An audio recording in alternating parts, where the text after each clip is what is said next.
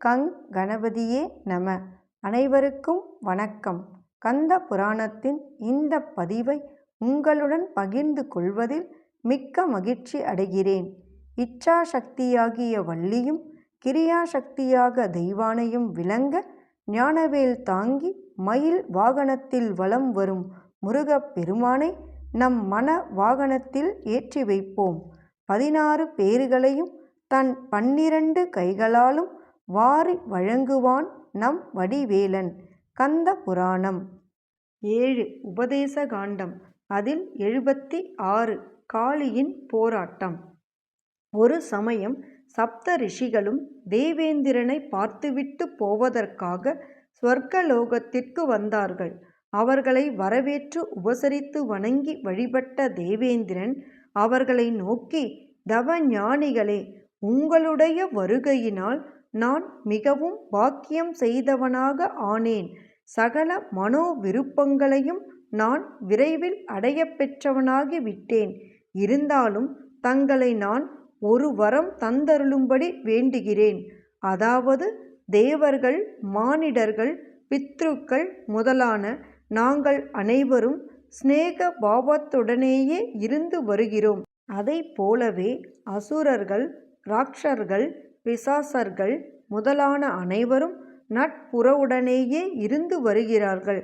ஆனால் அசுரர்களோ எங்களோடு தீவிரமான பகை கொண்டு தினசரி எங்களுக்குள் கஷ்டங்களையே கொடுத்து வருகிறார்கள்.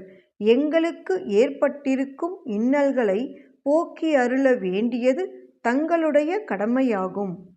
சப்த ரிஷிகளான நீங்கள் எழுவரும் அமராவதி பட்டினத்தில் வெவ்வேறு திசைகளில் இருந்து கொண்டு அக்னி குண்டங்களை வளர்த்து அசுரர்களை அழித்துவிடக்கூடிய யாகத்தினால் நாள்தோறும் பார்வதி நாயகரை இடைவிடாமல் பூஜித்து வழிபட வேண்டும் என்று வேண்டிக் கொண்டான்.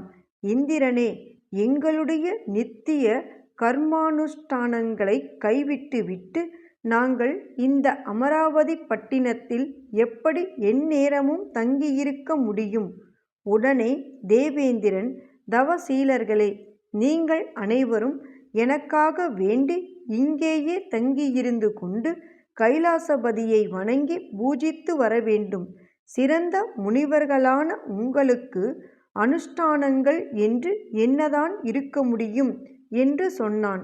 அவனுடைய வார்த்தைகளுக்கு மறுத்து பேச விரும்பாத சப்த ரிஷிகளும் அவ்வாறே அந்தந்த திக்குகளுக்கு சென்று முறைப்படி அக்னி வளர்த்து அசுரர்களின் அழிவிற்கு உரிய யாகத்தை செய்து வந்தார்கள். அப்போது அந்த 7 யாக குண்டங்களிலிருந்தும் இரக்தாசுரன், இரக்த பீஜாக்ஷன் என்னும் 2 அசுரர்களும் பஞ்சராவணர்களும் என்ற பெயருள்ள 5 அசுரர்களும் வெளிப்பட்டார்கள். அந்த 7 அசுரர்களும் தங்களை கண்டு அஞ்சி நடுங்கும் அந்த 7 ரிஷிகளையும் ஓட ஓட விரட்டிச் சென்றார்கள்.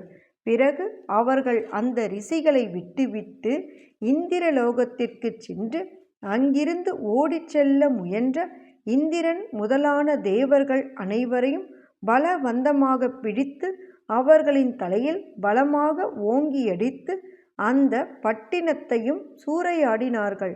அதன் பிறகு பிரம்மலோகத்திற்கும் விஷ்ணு லோகத்திற்கும் அசுரர்கள் சென்று அங்குள்ளவர்களையும் அடித்து நொறுக்கி அந்த பட்டினங்களையும் கொள்ளையிட்டு தங்கள் வசமாக ஆக்கிக் கொண்டார்கள்.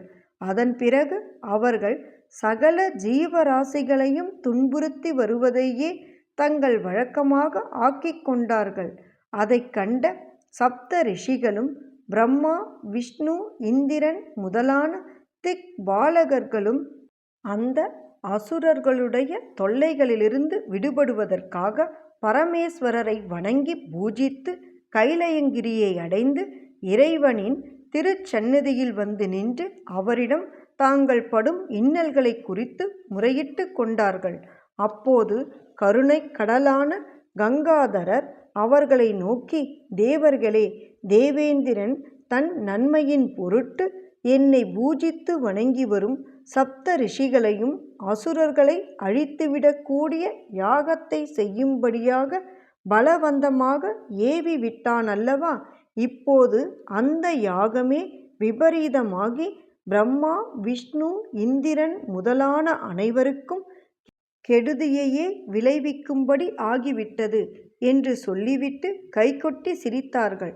அதன் பிறகு அவர் தம் அருகில் இருந்த மகிஷாசுர மர்த்தினியாகிய துர்காதேவியை நோக்கி, தேவி, ரக்தாசுரன், ரக்த பீஜாக்ஷன், பஞ்ச ராவணர்கள் ஆகிய அசுரர்களை என்னுடைய உத்தரவின்படி நீ விரைவில் போரிட்டு வென்று வருவாயாக என்று ஆக்ஞையிட்டுவிட்டு பஞ்ச ராவணர்களை கொல்லுவதற்காக அவளோடு குண்டோதரனையும் அனுப்பி வைத்தார். அதன் பிறகு துர்கா தேவியும் குண்டோதரனும் அங்கிருந்து கிளம்பிச் சென்று அசுரர்களுடன் யுத்தம் புரியலானார்கள். ரக்தாசுரனையும் ரக்த பீஜாக்ஷனையும் துர்காதேவி போரிட்டு வென்று ஒரு காளியையும் சிருஷ்டி செய்து அவளுடைய நாக்காகிய யுத்த முனையில் தான் தங்கியிருந்து கொண்டு ரக்தாக்ஷரனையும் ரக்த பீஜாக்ஷரனையும் கொன்றாள். அப்போது அவர்களுடைய ஒவ்வொரு இரத்த துளிகளிலிருந்தும் அசுரர்கள் வெளிக்கிளம்பி விடுவார்கள் என்று எண்ணிய காளிதேவி தன் நாக்கினால் அந்த அசுரர்களின் உடம்பிலிருந்து பெருக்கியோடும் இரத்தங்களையெல்லாம் அப்படியே உறிஞ்சி குடித்து விட்டாள். இவ்வாறாக அவ்விரண்டு அசுரர்களையும் அதம் செய்த பிறகு காளி இரத்தபானம் செய்வதில் அளவு கடந்த பித்து கொண்டவளாகி சகல உலகங்களையும் அழித்துவிட முனைந்து விட்டாள். அதனால் அந்தந்த உலகங்களிலுமுள்ள ஜீவராசிகள் அனைவரும் கதறி புலம்பினார்கள். அப்போது அந்த காளியின் மதத்தை அடக்குவதற்காகவும் உலகங்களிலுள்ள ஜீவராசிகளின் நன்மையை முன்னிட்டும் மகாதேவர் அக்காளியோடு சேர்ந்து நாட்டியமாடினார். அந்த நாட்டியத்தில் அவரால் காளிதேவி ஜெயிக்கப்பட்டுவிட்டு தன் செருக்கை இழந்து பணிவுள்ளவளாக மாறிவிட்டாள். அதன் பிறகு அவள் சர்வ மங்களங்களையும் ஒருங்கே பெற்றவளாக துர்காதேவியோடு ஒன்று சேர்ந்தாள். அதே சமயத்தில் குண்டோதரனும் பயங்கரமான அசுரர்களான 5 ராவணர்களையும் வென்று தன் இறைவனிடம் வந்து சேர்ந்தான். அதன் பிறகு அவர் கட்டளைப்படியே பிரம்மா, விஷ்ணு, தேவேந்திரன் முதலான தேவர்களும் சப்த ரிஷிகளும் தங்கள் தங்கள் உலகங்களை அடைந்து மகிழ்ச்சியுடன் வாழ்ந்து வந்தார்கள். எண்ணிய பொருளை அருளச் செய்யும் கந்த புராணத்தை காதலுடன் இப்புவியில் படிப்போர், கேட்போர், நினைப்போர் யாவரும் பசு, பத்தினி, உறவினர், புத்திரன் ஆகிய அனைவரோடும் ஆனந்த வாழ்வை வாழ்ந்து இந்திரனைப் போல தலைமைத்துவமும் இன்பமும் மிக்க வாழ்வையும் வாழ்ந்து இறுதியில் பரமானந்த நிலையாகிய சிவபத பேரும் பெறுவர். வேலும் மயிலும் சேவலும் துணை. கந்த புராணத்தின் தொடர்ச்சியை தொடர்ந்து கேட்க நமது ஆர்கேஎன் காலம் சேனலை சப்ஸ்கிரைப் செய்து பெல் ஐகானையும் கிளிக் செய்யுங்க. இந்த பதிவினை நமது ஆன்மீக அன்பர்கள் அனைவருக்கும் மற்றும் புராணங்களை கேட்க விரும்புபவர்களுக்கும் ஷேர் செய்யுங்க. பிடித்திருந்தா மறக்காம லைக் பண்ணுங்க, கமெண்ட் பண்ணுங்க. தொடர்ந்து கேட்பவர்கள் அனைவருக்கும் எனது மனமார்ந்த நன்றி. நாளையும் வருவான் நமது வடிவேலன்.